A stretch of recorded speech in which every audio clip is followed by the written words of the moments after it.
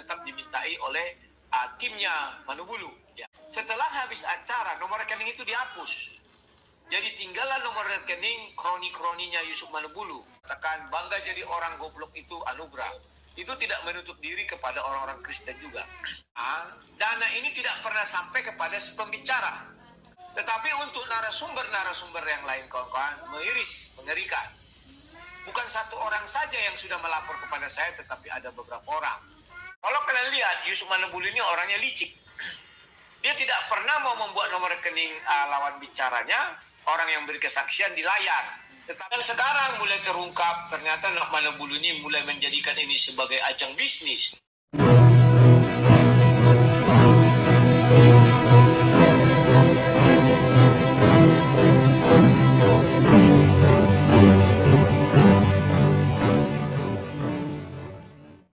Assalamualaikum warahmatullahi wabarakatuh.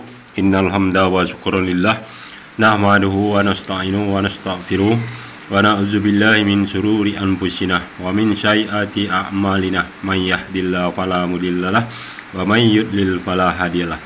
Allahumma shalli wa sallim ala sayyidina Muhammadin wa ala alihi wa sahbihi ajmain, amma ba'du. Puji syukur kehadirat Allah Subhanahu wa taala karena kita diberikan waktu dan kesempatan berjumpa kembali melalui channel Salam Satu Akidah. Semoga kita semua dirahmati Allah dan diberi kekuatan serta keteguhan hati di dalam iman Islam untuk terus meningkatkan iman serta ketakwaan kita terhadap Allah Subhanahu wa taala. Baiklah saudaraku semuanya, pada kesempatan kali ini saya akan menampilkan sebuah video yang datang dari seorang sang debater ya, Rudy Yohanes, yang secara mengejutkan dan sangat mencengangkan bagi kita semua atas pengakuan dan kesaksiannya sendiri ya, perihal Yusuf Manubulu beserta kroninya yang seperti kita ketahui dia selalu menampilkan para murtadin odong-odong ya, dan juga ditemani oleh kroni-kroninya yang lainnya. Nah, dengan adanya kesaksian dari Rudy Yohanes ya perihal Yusuf Manubulu ya, tentu ini semakin membuktikan kepada kita bahwa selama ini acara yang dibuat oleh Yusuf Manubulu ini memang adalah suatu kedustaan ya, dan memang selama ini kita belum bisa membuktikan secara real, namun kita dapat merasakan insting kita, naluri kita bisa merasakan bahwa adanya banyak kejanggalan-kejanggalan ya pada setiap kesaksian yang ditampilkan oleh Yusuf Manubulu ini. Dan yang perlu kita apresiasi tentunya adalah Rudy Yohanes sendiri ya, karena walaupun notabene dia adalah seorang Kristen, namun dia bisa berpikir secara luas, artinya berani mengatakan sesuatu yang benar itu sekalipun itu adalah pahit ya, karena dia bisa berkata terbuka dan jujur ya terhadap fenomena yang dilihat di channel Yusuf Manubulu itu sendiri.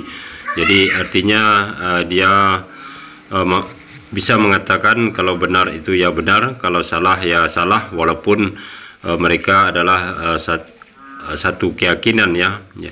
Jadi ini patut kita dukung apa yang dilakukan oleh saudara Rudy Yohanes ini. Nah, dan tentunya bagi kita sebagai umat muslim, dengan terbukanya kedok dari Yusuf Manubulu ini tentu akan melemahkan setiap kesaksian yang akan terus ditampilkan oleh Yusuf Manubulu ini ya, karena apa yang diceritakan Rudy Yohanes nanti itu akan banyak berpengaruh kepada para pendengar, khususnya umat muslim yang awam ya. Nah, supaya tidak menjadi fitnah ya apa yang saya sampaikan tadi, alangkah baiknya kita dengar langsung pengakuan atau kesaksian dari sang debater Rudy Yohanes terkait masalah Yusuf Manubulu ini. dan nanti kita akan kembali memberikan komentar terhadap apa yang terjadi. Nah, tanpa panjang mukadimah lagi, langsung saja kita simak videonya. Selamat menyaksikan.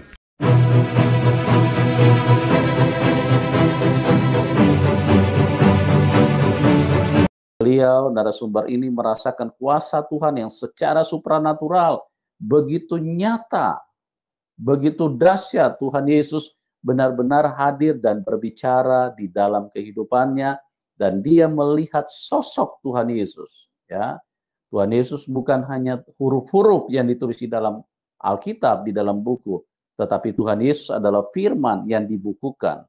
Ya, itu sebabnya kalau orang membaca Alkitab, maka firman yang berkuasa itu akan menjamah dan mengubahkan orang lain. Puji Tuhan, kita akan diberkati dengan kesaksian. Nah, itulah gaya dari seorang Yusuf Manubulu ya. Dan setiap kali acaranya dimulai untuk menampilkan para murtadin odong-odong ya.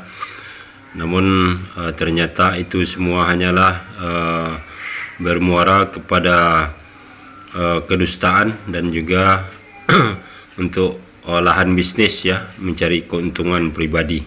Nah, inilah selanjutnya beberapa orang para murtadin odong-odong yang pernah tampil di acara Yusuf Manubulu ya, untuk memberikan kesaksian bahwa mereka itu dahulunya adalah seorang muslim dan kemudian berpindah keyakinan, dan cerita tiap-tiap para murtadin odong-odong ini memang berbeda-beda ya, tetapi secara keseluruhan gaya penyampaian kesaksian mereka hampir sama kalau kita cermati, karena biasanya di awal-awal mereka akan menceritakan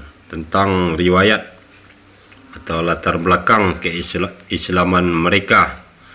Nah, sekarang kita dengar langsung dulu keterangan atau penjelasan dari Rudy Yohanes ya, biar ini tidak menjadi suatu fitnah terhadap kita. Mari kita simak penjelasannya. Sumber kesaksian saya bisa hadirnya sekarang, ya kita buat apa nunggu waktu lama-lama ya. Kita semua harus siap sedia kapanpun untuk hadir dalam posisi dan anak-anaknya itu ya. Nah, yang mengerikan kawan-kawan, sumber kesaksian di luar Bapak ini, Bapak Paulus mengatakan bahwa dia datang ke STT, ke jalan-jalan, kemana saja, mencari orang-orang mualaf untuk diajak masuk ke dalam channelnya. Jadi dia tidak cukup puas untuk membuat nomor telepon, siapa yang mau beri kesaksian, ada nomor HP-nya sini. Nah, kawan-kawan, yang membuat saya menjadi miris melihatnya adalah setiap orang yang mau diajak tampil itu selalu dimintai nomor rekening ya. Saya nggak tahu misinya apa, tujuannya apa, saya nggak tahu ya. Sebenarnya mereka banyak yang menolak untuk menaruh nomor rekening, tetapi tetap dimintai oleh timnya Manubulu ya. Maka beberapa orang memberilah nomor rekening ini. Setelah diberi nomor rekening, nah kalau kasus seorang saudara yang lain, ditulis nomor rekeningnya, tetapi bukan seperti saya di layar ya, ditulis di deskripsi. Setelah habis acara, nomor rekening itu dihapus. Jadi tinggallah nomor rekening kroni-kroninya Yusuf Manubulu, anak dan apanya nama itu, anak-anaknya itu ya. Nah, yang mengerikan kawan-kawan, bahwa di situ ya mereka mendapat keuntungan dari hal itu ya kawan-kawan ya. Dan bodohnya, ini bodohnya saya bilang, memang saya selalu katakan bangga jadi orang goblok itu anugerah. Itu tidak menutup diri kepada orang-orang Kristen juga. Banyak orang Kristen melihat seorang pemakalah atau narasumbernya Yusuf Manubulu ingin memberi sumbangan atau donatur. Maka mereka mentransfer ke rekening yang tertera di channelnya Yusuf Manubulu. Tetapi ternyata dana ini tidak pernah sampai kepada si pembicara, kecuali antara Muhammad KC dan satu lagi si yang perempuan itu, siapa namanya dia, yang murtadin itu. Hanya dua itu aja memang memiliki kekhususan. Saya lihat di deskripsi nomor rekening mereka masih ada, Fatimah Satkia. Tetapi untuk narasumber yang lain, kawan-kawan, miris, mengerikan. Bukan satu orang saja yang sudah melapor kepada saya, tetapi ada beberapa orang. Dan kehidupan para anggotanya Yusuf Manubulu beserta Manubulu sangat mewah, kata mereka ya. Ada yang tinggal di apartemen, ada yang macam lah, puncak segala macam. Ya, sebenarnya kita tidak mempermasalahkan, tidak ada istilah iri atau apa. Tetapi ya sportif lah. Kalau kita undang seorang narasumber dan kita memperoleh keuntungan dari situ, ya berbagi, ya kan? Atau setidak-tidaknya cantumkan nomor rekeningnya, kawan, di situ ya. Nah, kalau kalian lihat Yusuf Manubulu ini orangnya licik. Dia tidak pernah mau membuat nomor rekening lawan bicaranya, orang yang beri kesaksian di layar, tetapi selalu di deskripsi. Tujuannya jelas biar gampang dihapus, kawannya. Nah, tinggallah nama dia dan anak-anaknya. Waduh, saya betul-betul agak emosional mendengar berita ini. Bukan hanya satu orang, sudah terjadi kepada beberapa orang, boleh dikatakan puluhan mungkin ya. Yusuf Manubulu ini kan meminta untuk ditransfer ke rekeningnya. Bayangkan, kalau satu video yang menonton 70.000 orang dan subscribernya 300.000, orang tertarik karena melihat kesaksian itu dikirim. Dia makan sendiri uang itu, dia ocop. Kalau orang Batak bilang dia ocop sampai habis. Tidak disisakan sedikit pun kepada narasumber. Ini sangat luar biasa, kawan. Sementara para narasumber pasti memiliki misi-misi tersendiri. Ya, ada beberapa yang sudah menelepon saya. Ya, mereka memiliki misi. Saya sebenarnya tidak minta, Pak. Dia meminta, tentu saya kasih. Ya, kalau diminta dikasih, ya tentu harus ada lah. Ya, apa namanya? Ibaratnya ya sportif. Berikan apa yang menjadi hak orang lain. Jangan tidak diberikan. Ya, kawan-kawannya. Nah, dan sekarang mulai terungkap ternyata Manubulu ini mulai menjadikan ini sebagai ajang bisnis. Dia mengutus karyawan-karyawannya, saya katakan karyawan saja, karena mereka juga makan dari apa yang mereka lakukan, untuk pergi kemana-mana mencari orang-orang, ya, yang bisa mereka ajak untuk kesaksian. Ibaratnya mereka ini dibodoh-bodohi, ditolol-tololi semua lah. Dalam artian ya memang mereka bodoh menurut mereka ini. Disuruh kesaksian, dia hanya pengantar, habis itu dia duduk entah di mana, makan-makan segala macam, kita nggak tahu. Nah, orang yang beri kesaksian ini senang, dia berbicara gini-gini segala macam. Dia santai-santai. Setelah itu apa? Dia mendapat keuntungan dari orang tersebut dengan menuliskan namanya, nomor rekening. Setelah acara selesai, nomor itu dihapus. Nomor rekening si pemberi kesaksian.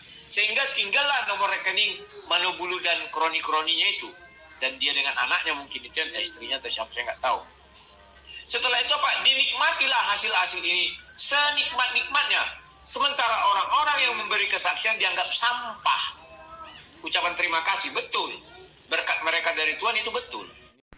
Nah, demikianlah saudaraku semuanya, kita sudah dengarkan ya bagaimana penjelasan dan keterangan yang sangat jelas dari saudara Rudi Yohanes ya, perihal Yusuf Manubulu dan kroninya, yang mana dia setiap hari melakukan suatu acara kesaksian murtadin odong-odong ya.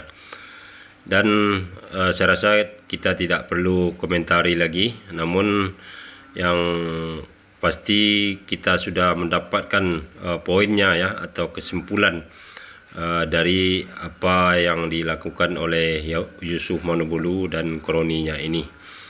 Dan ini sekaligus juga membuktikan kepada kita ya, bahwa yang berkuasa itu yang benar itu bukanlah Yesus ya, melainkan hanya Allah Subhanahu wa taala. Dan ini Allah sudah membuktikan kemahakuasaannya ya terhadap apa yang terjadi pada Yusuf Manubulu ini, dengan menunjukkan kesalahan yang dilakukannya, walaupun di setiap acara dia mengatakan dia adalah yang benar ya. Namun kalau menurut hakikat Allah, maka yang benar bukanlah apa yang diinginkannya atau diyakininya. Nah, dan juga kita sangat bersyukur ya, karena ini sekaligus membuktikan bahwa agama Islam lah agama yang benar ya, yang datang dari Allah langsung. Karena permasalahan yang terkait dengan Yusuf Manubulu itu adalah permasalahan hubungan antara sesama manusia ya. Dan kita di dalam Al-Quran sudah sangat jelas diberikan petunjuk oleh Allah, yaitu menjaga hubungan baik dengan Allah dan manusia. Dan itu termaktub di dalam Al-Quran di surah Ali Imran ayat 112 ya, yang bunyinya, mereka diliputi kehinaan di mana saja mereka berada, kecuali jika mereka berpegang kepada tali agama Allah dan tali perjanjian dengan manusia, dan mereka kembali mendapat kemurkaan dari Allah dan mereka diliputi kerendahan.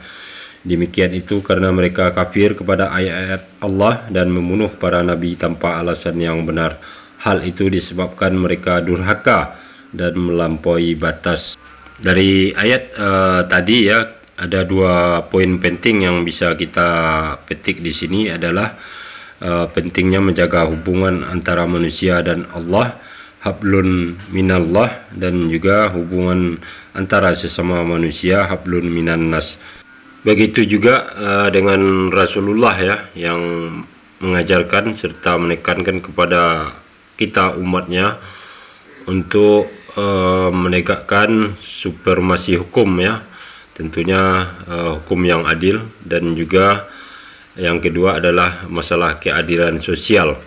Nah, keadilan sosial ini cukup luas wilayahnya ya, termasuk tadi seperti yang dialami Yusuf Manubulu ini, karena dia tidak peduli terhadap orang lain walaupun satu keyakinan ya, yang penting dia senang, yang orang lain biar susah. Nah, seperti itu prinsip yang dia pakai ya. Dan ini kalau di Islam sangat bertentangan sekali ya, karena kita hidup di dunia ini tidak akan bisa hidup sendiri ya tanpa adanya orang lain. Dan keadilan sosial ini adalah norma kehidupan ya di tengah-tengah masyarakat. Tidak menyangkut keimanan atau keyakinan seseorang, maka ini berlaku untuk siapa saja ya, untuk saling menghargai dan menghormati sesama manusia, seperti yang sudah dijelaskan Allah Subhanahu wa taala di dalam surah Ali Imran ayat 112 tadi. Nah, demikianlah saudaraku semuanya, mudah-mudahan video ini bermanfaat. Dan akhir kalam, tidak ada gading yang tidak retak. Kalau ada kesalahan itu murni dari saya. Kebenaran yang mutlak hanyalah milik Allah Subhanahu wa taala. Terima kasih. Assalamualaikum warahmatullahi wabarakatuh.